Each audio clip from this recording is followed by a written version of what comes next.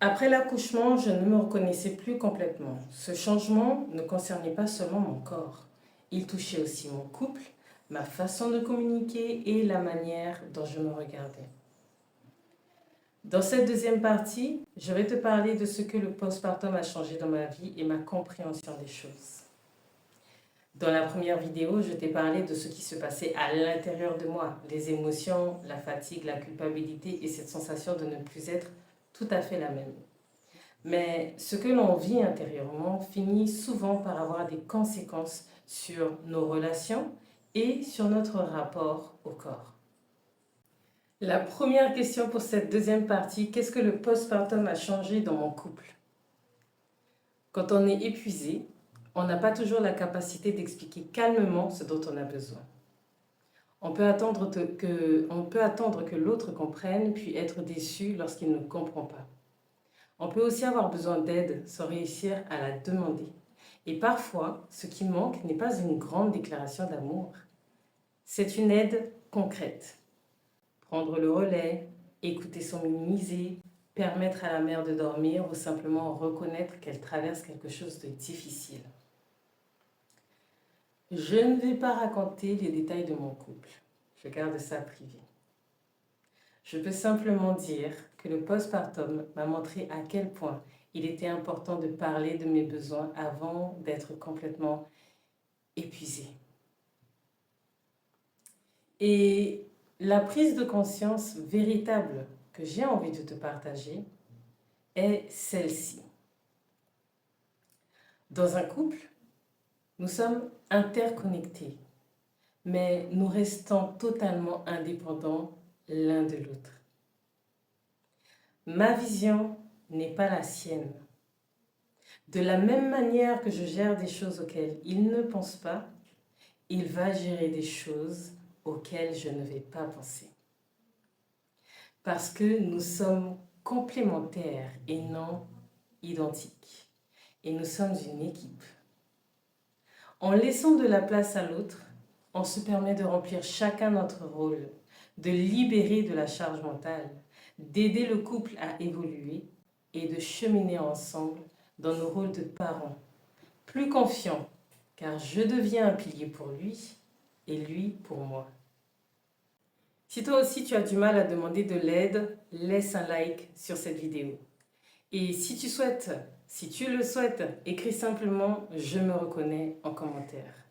On va aider YouTube à comprendre que ce contenu peut aider d'autres mamans à comprendre qu'elles ne sont pas seules.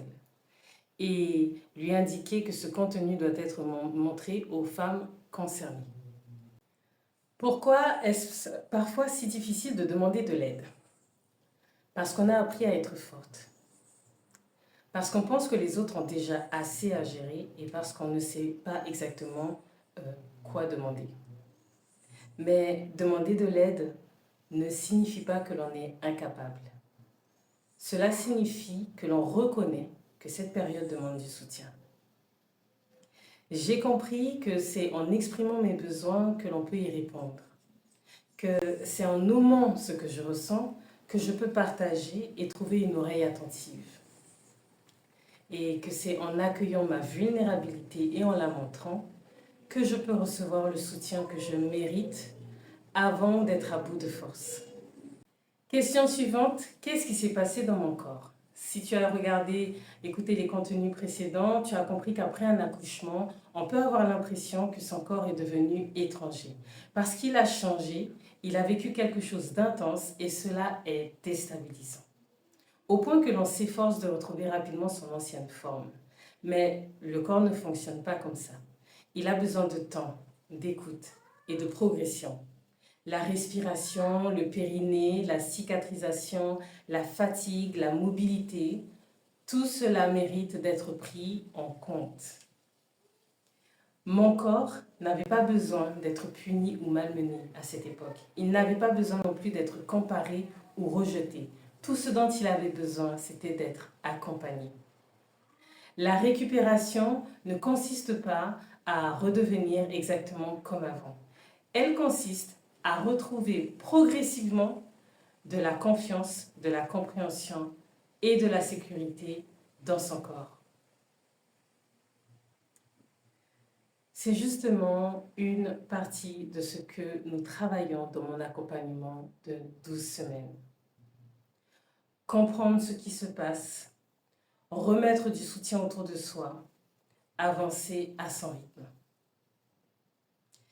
La prochaine cohorte commence le 14 septembre 2026 et accueillera seulement 20 mamans. Si tu as besoin d'un cadre pour ne plus tout porter seul, les informations sont transmises lors d'un audit. Tu peux donc réserver le tien et je te mets le lien en commentaire. Il y a cette autre question, est-ce que j'avais perdu mon identité? Honnêtement, j'ai cru disparaître complètement après être devenue mère. C'était comme une petite mort. La vérité est que l'on change. Certaines parties de nous deviennent moins accessibles pendant un moment, alors que d'autres apparaissent. C'est ce qu'on peut appeler la matrescence. Cette transformation profonde, physique, émotionnelle, psychologique et identitaire liée au fait de devenir mère. Ce n'est pas forcément que l'on cherche à redevenir celle qu'on était avant. On apprend en fait à construire une nouvelle relation avec soi-même. Et c'est de cette manière qu'on réussit à concilier notre identité de femme à celle de mère. Et cette reconnexion, elle peut commencer très simplement par une phrase, un moment de calme, une question que l'on se pose avec douceur. C'est l'intention de mon livre 90 jours, 90 mantras. T'offrir un petit rendez-vous quotidien pour revenir à toi sans pression. Tu découvriras le lien en commentaire si tu souhaites le découvrir. La 5e question, qu'est-ce que je ferais différemment aujourd'hui? Aujourd'hui, je chercherai à comprendre d'abord la physiologie du postpartum pour être plus à l'écoute, plus patiente et plus reconnaissante envers mon corps. J'irai aussi à mon propre rythme au lieu de croire que le rythme d'une mère est celui de toutes. J'accorderai beaucoup plus d'espace, de moyens et de temps à ma récupération.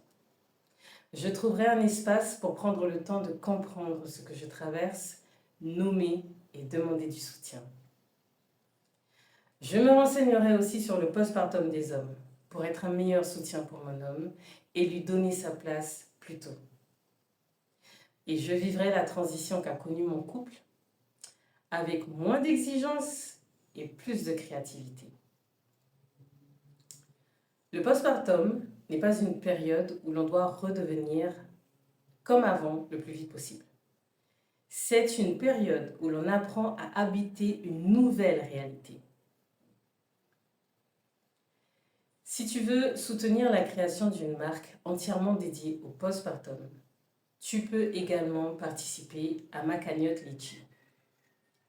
Cette cagnotte m'aide à créer davantage de ressources et de soutien pour les mères autour de la santé mentale, du corps, de la matrescence et de la vie après l'accouchement. Le lien se trouve en commentaire sous cette vidéo. Je ne raconte pas ces expériences pour dire qu'il existe une manière parfaite de vivre son postpartum. Je les raconte parce que beaucoup de femmes pensent être seules à ressentir ce décalage. Si cette vidéo peut aider une autre maman, partage-la lui. Et dis-moi en commentaire, qu'est-ce qui t'a le plus transformé après ton accouchement? Tes émotions, ton couple ou ton corps? Je suis Shainoué, une doula qui a traversé la dépression postpartum, le baby clash et la crise identitaire. Et je refuse que d'autres mamans aujourd'hui traversent cette période avant même d'avoir été préparées et sans même qu'on leur ait dit la vérité avant. Je ne suis pas une doula de plus qui parle de postpartum. Je suis une femme qui a mis 5 ans à s'en remettre, qui le dit sans filtre et qui transforme cette expérience en boussole pour les autres. Tu n'as pas à traverser cette période seule, maman. Tu mérites d'être accompagnée. Alors prends soin de toi.